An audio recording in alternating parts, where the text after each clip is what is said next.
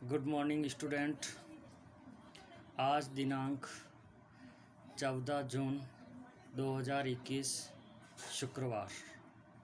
पिछली क्लास के अंतर्गत हमने शिक्षक शिक्षा के पूर्वाभिमुखीकरण विषय वस्तु के ऊपर विस्तार से चर्चा की थी।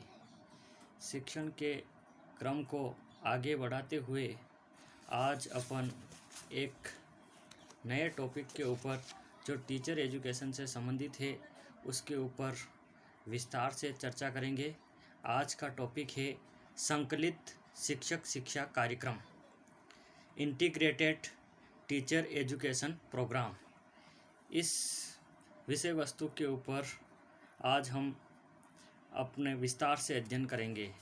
सामान्य रूप से संकलित शिक्षक शिक्षा कार्यक्रम में शिक्षक शिक्षा से संबंधित समस्त, चाहे वो व्यावहारिक हो या सैद्धांतिक, दोनों पक्षों को समाहित किया जाता है, जो एक कुशल एवं योग्य शिक्षक के लिए आवश्यक है।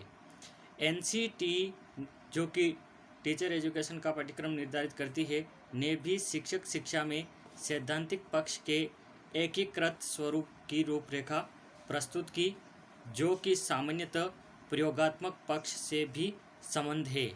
एनसीटीई के अनुसार शिक्षक शिक्षा कार्यक्रम का संकलित स्वरूप शिक्षण कौशल, टीचिंग स्किल्स, शिक्षण विधियाँ, टीचिंग मेथड्स, सकारात्मक दृष्टिकोण, कार्यानुभव, स्वास्थ्य, शारीरिक क्रियाएं एवं समाज सेवा से संबंधित होना चाहिए। इन तमाम बिंदुओं से संबंधित शिक्षक शिक्षा का प्रोग्राम होना चाहिए।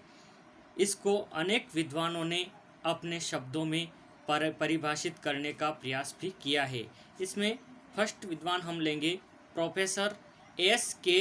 दुबे के शब्दों में, संकलित शिक्षक शिक्षा कार्यक्रम आधारभूत कार्यक्रम, विषय वस्तु एवं प्रयोगात्मक कार्यों का वह समन्वित रूप है जो शिक्षक को समाज, राष्ट्र एवं छात्रों की आकांक्षा के अनुरूप प्रशिक्षित करता है। कहने का तात्पर्य ये है, प्रोफेसर एस.के. दुबे के अनुसार संकलित शिक्षक शिक्षा कार्यक्रम वह है जो कि एक अध्यापक को विषय वस्तु एवं प्रायोगिक कार्य दोनों को समन्वित करते हुए शिक्षक को, एक जो नवीन शिक्षक तैयार हो रहा है, उस शिक्षक को समाज, राष्ट्र एवं छात्रों, जो कि उस शिक्षक से आकांक्षा है, उसके अनुरूप वो अपने आप को प्रशिक्षित करे।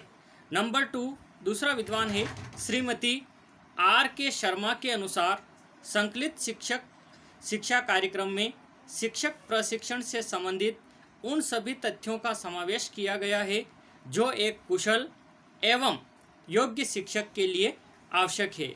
उपरोक्त दोनों परिभाषाएं एनसीटीई के संकलित शिक्षक शिक्षा कार्यक्रम का ही समर्थन करती है। जो परिभाषा ऊपर हम दोनों ने देखी है वो भी एनसीटीई के प्रोग्राम का ही समर्थन करती है, क्योंकि एक निश्चित, स्पष्ट एवं एकीकृत कार्यक्रम के अभाव में देश के लिए योग्य एवं कर्मठ शिक्षक तैयार नहीं किए जा सकते। क्योंकि प्लानिंग नहीं होगी, एकीकृत कोई कार्यक्रम नहीं होगा, तो देश के लिए योग्य एवं कर्मठ शिक्षकों का निर्माण असंभव है। जिस प्रकार की अपेक्षाएं छात्रों से उनके अभिभावक करते हैं, अर्थात समाज एवं राष्ट्र जिस प्रकार की अपेक्षाएं अपने भावी नागरिक से करता है, उसी क्रम में शिक्षकों का विकास भी अनिवार्य रूप से करना होगा।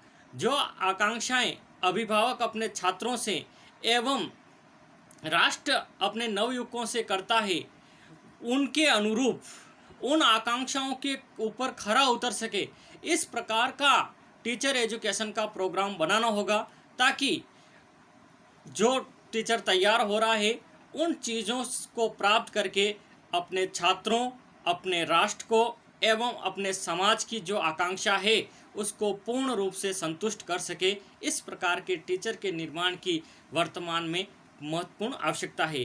शिक्षक ही वह प्रजापति है जो विभिन्न आकृति एवं रूप एवं गुणों से युक्त छात्र रूपी पात्र तैयार करता है। शिक्षक को कुंभकार भी कहा गया है ना।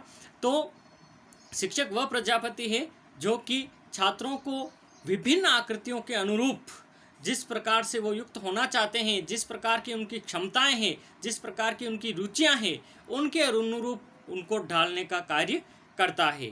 अगला बिंदु है संकलित शिक्षक शिक्षा कार्यक्रम का स्वरूप। Form of integrated teacher education programme.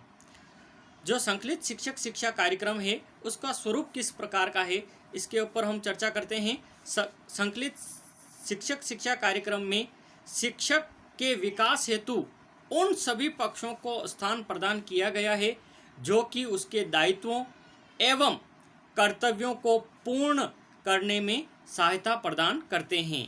समाज शिक्षक से यह अपेक्षा करता है कि वह छात्रों का सर्वांगीण विकास करे। इस प्रकार की अपेक्षा हर समाज शिक्षक से करता है कि बालक जो हैं, समाज के बालकों का एक शिक्षक सर्वांगीण विकास करे। इस कार्य के लिए यह आवश्यक है कि शिक्षक भी पूर्णतः योग्य, सकारात्मक सोच, वैज्ञानिक दृष्टिकोण, समर्पित व्यक्तित्व एवं प्रायोगिक अनुभवों से युक्त हो। क्योंकि इस प्रकार की थॉट्स एक शिक्षक के अंदर नहीं होगी तब तक चाहे वो सकारात्मक दृष्टिकोण हो, वैज्ञानिक दृष्टिकोण हो, समर्पित उसका व्यक्तित्व हो, प्रायोगिक कार्यों का अनुभव हो, इन गुणों से यदि एक शिक्षक संपन्न होगा तो निश्चित रूप से वो समाज की अपेक्षाओं के अनुरूप खरा उतर सकेगा।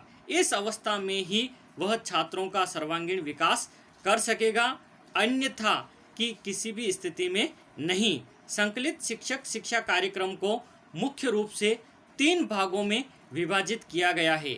नंबर 1 आधार कार्यक्रम, नंबर 2 विषय वस्तु कार्यक्रम और नंबर 3 प्रायोगिक कार्यक्रम। इसके अंदर हम संकलित शिक्षक शिक्षा कार्यक्रम का पहला बिंदु हम लेंगे आधार शैक्षिक कार्यक्रम, जिसको आंग्ल भाषा में फाउंडेशन एजुकेशनल प्रोग्राम के नाम से जाना जाता है। देखिए इसके अंदर क्या है, समझते हैं हम। आधारभूत शैक्षिक कार्यक्रम में मुख्य रूप से शिक्षा के दार्शनिक, मनोवैज्ञानिक एवं सामाजिक आधारों को समावित किया गया है। शिक्षा के मुख्य रूप से 3 आधार है। नंबर 1 दार्शनिक आधार, नंबर 2 मनोवैज्ञानिक आधार और नंबर 3 सामाजिक आधार। तो इन तीनों को इसके अंदर सम्मिलित किया गया है टीचर एजुकेशन के कार्यक्रम प्रोग्राम के अंदर कर। एक शिक्षक के लिए इन तीनों पक्षों से परिचित होना अनिवार्य है। तीनों पक्षों से परिचित होना इसलिए अनिवार्य है कि दर्शन हम जानते हैं व्यक्ति को जीवन जीने का तरीका सिखाता है, तो मनोविज्ञान बालक को समझने में शिक्षक की मदद करता है। और सामाजिक आधार इसलिए आवश्यक है कि समाज के अंदर किस प्रकार की व्यवस्था है, समाज एजुकेशन के अंदर किस प्रकार की थॉट्स चाहता है, उन समाज की अपेक्षाओं के अनुरूप शिक्षक अपने आप को खरा उतर सके। इसलिए सामाजिक पहलुओं का भी एक शिक्षक को ज्ञान होना जरूरी है। इसलिए टीचर एजुकेशन के प्रोग्राम को 3 आधारों के आधार पर निर्मित किया गया है, मनोवैज्ञानिक आधार, दार्शनिक आधार और सामाजिक आधार। शिक्षा के आधारों का ज्ञान भावी शिक्षक को प्रदान करने का प्रमुख कारण यह है कि दार्शनिक, मनोवैज्ञानिक एवं सामाजिक तथ्यों का समन्वय स्थापित करने से ही शिक्षा को उद्देश्यपूर्ण, उपयोगी एवं सामाजिक परंपराओं के अनुरूप बनाने में शिक्षक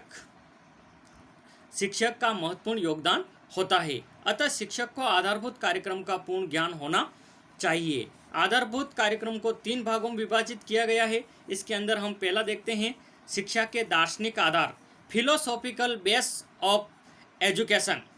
दर्शन संबंधी कार्यक्रम में शिक्षा के दार्शनिक आधारों का ज्ञान भावी शिक्षक को प्रदान किया जाता है, क्योंकि शिक्षा और दर्शन का घनिष्ठ संबंध है। शिक्षा एवं दर्शन एक ही सिक्के के 2 पहलू के नाम से जाने जाते हैं, जिन्हें एक दूसरे से पृथक नहीं किया जा सकता। शिक्षा और दर्शन दोनों घनिष्ठ रूप से जुड़े हुए हैं। इसलिए शिक्षा का कार्य करता है तो उसको निश्चित रूप से दर्शन का ज्ञान होना जरूरी है, क्योंकि दोनों ही एक ही सिक्के के पहलू हैं, दोनों एक दूसरे के पूरक हैं। इसलिए दार्शनिक आधार का ज्ञान होना भी जरूरी है। दूसरा, शिक्षक को शिक्षा के सामाजिक आधार, सोशल बेस ऑफ एजुकेशन। शिक्षा के सामाजिक आधारों का ज्ञान एक भावी शिक्षक को अनिवार्य रूप से होना चाहिए।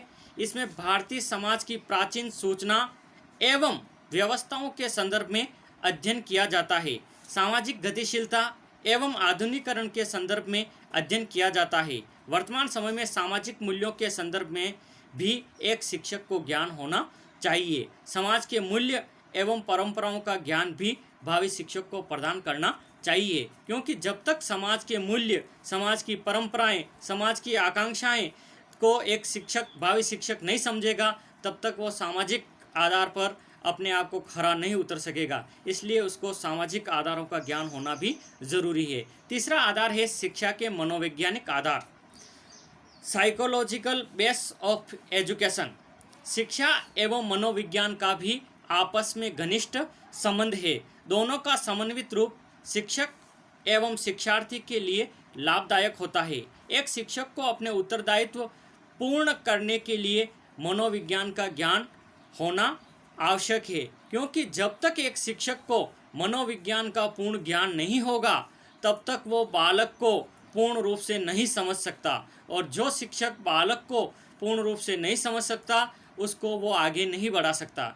बालक की रुचियाँ, बालक की क्षमताएं को जानने के लिए मनोविज्ञान एक शिक्षक की बहुत ही अधिक मदद करती है। इसलिए एक शिक्षक को मनोविज्ञान का ज्ञान होना अति आवश्यक है, क्योंकि वर्तमान समय में शिक्षा का वो जो स्वरूप है वो बाल केंद्रित शिक्षा है। बालक क्या चाहता है, उसकी क्या रुचियां हैं, उसकी क्या क्षमताएं हैं, किस अनुरूप में, किस शिक्षण विधि के आधार पर बालक समझना चाहता है, उन तमाम एंगल को ध्यान में रखते हुए एक शिक्षक को अपनी शिक्षण की रणनीति को बनाना होगा। तभी वो शिक्षक अपने शिक्षण कार्य में सफल हो सकेगा, और इस कार्य में शिक्षा मनोविज्ञान एक शिक्षक की बहुत ही अधिक मदद करती है। समाज के मूल्य एवं परंपराओं का ज्ञान भी भावी शिक्षक को प्रदान करना जरूरी है। साथ ही जब तक शिक्षक छात्र की मनोदशा एवं योग्यताओं को ज्ञात नहीं करेगा, तब तक वह छात्र का सर्वांगीण विकास नहीं कर सकता। प्रभावी शिक्षण के लिए भी शिक्षक को मनोविज्ञान का ज्ञान रखना चाहिए। तो इस आधार पर हम कह सकते हैं कि एक शिक्षक को शिक्षा मनोविज्ञान का ज्ञान होना भी ज़रूरी है। तो आज की इस क्लास के अंदर हमने संकलित शिक्षक शिक्षा कार्यक्रम का प्रोग्राम को देखा था, उसके बाद उसके स्वरूप को पढ़ा था, और उसके बाद में आधारभूत शैक्षिक कार्यक्रम को हमने पढ़ा था। पहला जो इसका बिंदु था पाठ्यक्रम का, उसको आधारभूत शैक्षिक कार्यक्रम को पढ़ा, और आधारभूत शैक्षिक कार्यक्रम को भी 3 आधारों पर विभाजित किया गया था। इसमें उसको भी हमने पढ़ा, शिक्षा के दार्शनिक आधार, शिक्षा के सामाजिक आधार और शिक्षा के मनोवैज्ञानिक आधार। तो दोस्तों, मैं सोचता हूँ कि इस विषय वस्तु के ऊपर हमने जो चर्चा की है, आप उसको पूर्ण रूप से समझने का प्रयास करेंगे। अगली क्लास के अंदर जब भी हम मिलेंगे, तो संकलित शिक्षा कार्यक्रम का दूसरा जो भाग है, विषय वस्तु कार्यक्रम, कंटेंट रिलेटेड एजुकेशनल प्रोग्राम, विषय वस्तु संबंधित शैक्षिक जो कार्यक्रम है, इस बिंदु के ऊपर हम चर्चा करेंगे। धन्यवाद। जय हिंद।